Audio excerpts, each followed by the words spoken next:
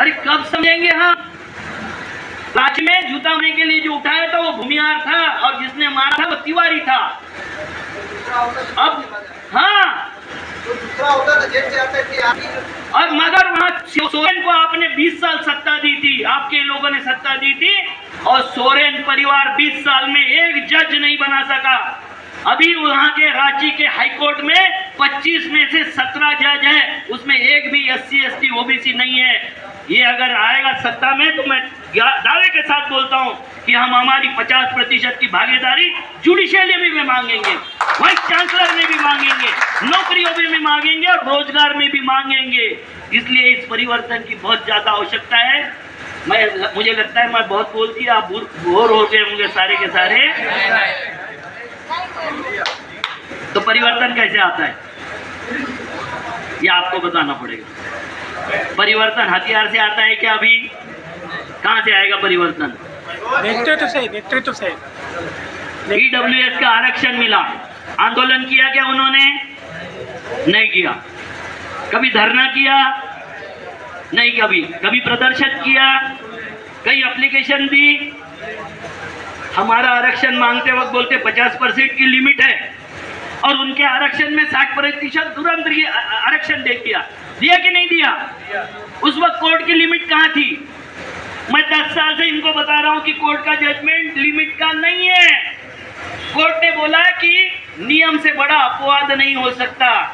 आरक्षण को नियम बनाइए। जिस देश में 85% लोग गरीबी रेखा से नीचे चले गए हैं, वो सुषमा स्वराज लड़ रही थी 2013 में पार्लियामेंट में, निकाल के देख लीजिए क्लिप। मनमोहन सिंह ने बोला था कि इस देश में 29 करोड़ गरीबी रेखा से नीचे लोग हैं।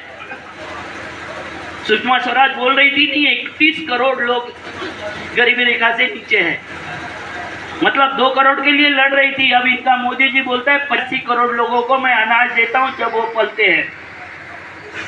हमको समझ में ही नहीं आ रहा है। हम अब्दुल को सबक सिखाने निकले। किसको?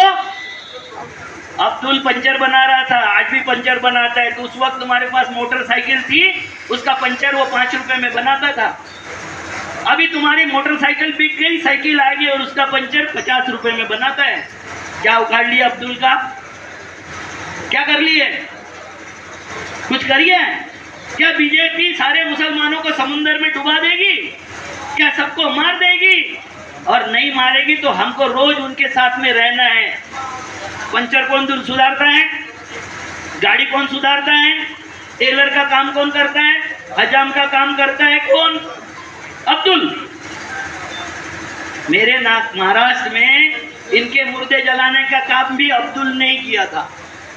कोई ब्राह्मण कोरोना के वक्त अपने बाप का अंतिम संस्कार करने नहीं उतरा घर से नीचे, और सारे अंतिम संस्कार अब्दुल्ला ने किए थे। मैं कहीं चाहिए वीडियो बोलता हूं, मैं उस कोरोना के काल में 1000 किलोमीटर की साइकिल यात्रा किया 22 लोगों के साथ में, और सबको समझा। हाँ, ये भी साथ में था। 1000 किलोमीटर की यात्रा की और सबको समझा रहा था ये कोरोना फ्रॉड है, ये वैक्सीन जो दे रहे हैं वो आपकी हत्या करेगा। और आज देखिए जवान लड़के मारे जा रहे हैं। उस पे जो कोरोना का सर्टिफिकेट था, किसका फोटो था? मोदी था। आप बोलते क्यों नहीं? मरे हो क्या? या तो मुझे ऐसा लग रहा है कि मैं आसाराम वाला प्रवचन दे रहा हूँ और आप भक्त लोग बैठे हुए हैं। मोदी का था ना? मोदी ने सुप्रीम कोर्ट में लिख के दिया है कि इसमें मेरी कोई जबरदस्ती नहीं थी, मैंने ये नहीं किया।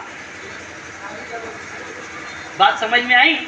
क्योंकि साइंटिस्टों ने प्रूव कर दिया, आपके बनारस के साइंटिस्ट ने भी, जिसको हटा दिया गया, उसने प्रूव किया था कि ये कोरोना वैक्सीन की वजह से heart attack, brain stroke, kidney stroke, सारे स्ट्रोक आ रहे, जिससे आपके जवान बच्चे मारे जा रहे, और फिर भी हम शांत रहे।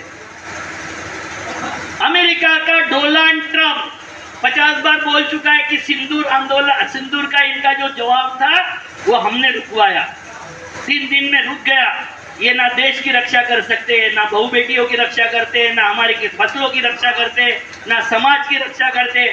हमने चुना किस लिए था? झूठ बोलने के लिए? काहे के लिए चुना था इनको? क्यों वोट दिया था हमने?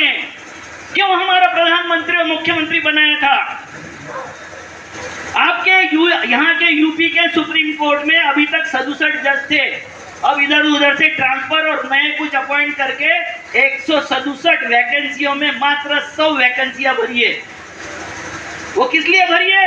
ब्राह्मण बोलता है मेरे होना चाहिए, कायस्थ बोलता है मेरे होना चाहिए, ठाकुर सीएम है वो बोलता है मेरे होना चाहिए। तुमको कौन पूछ रहा है? तुमको कौन पूछ रहा है? सर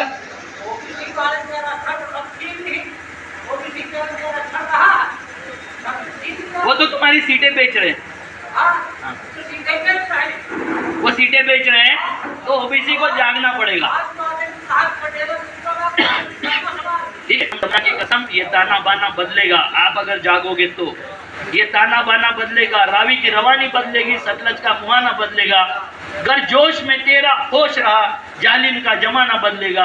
कुछ तुम बदलो, कुछ हम बदले तो सारा जमाना बदलेगा। जय हिंद, जय सरकार।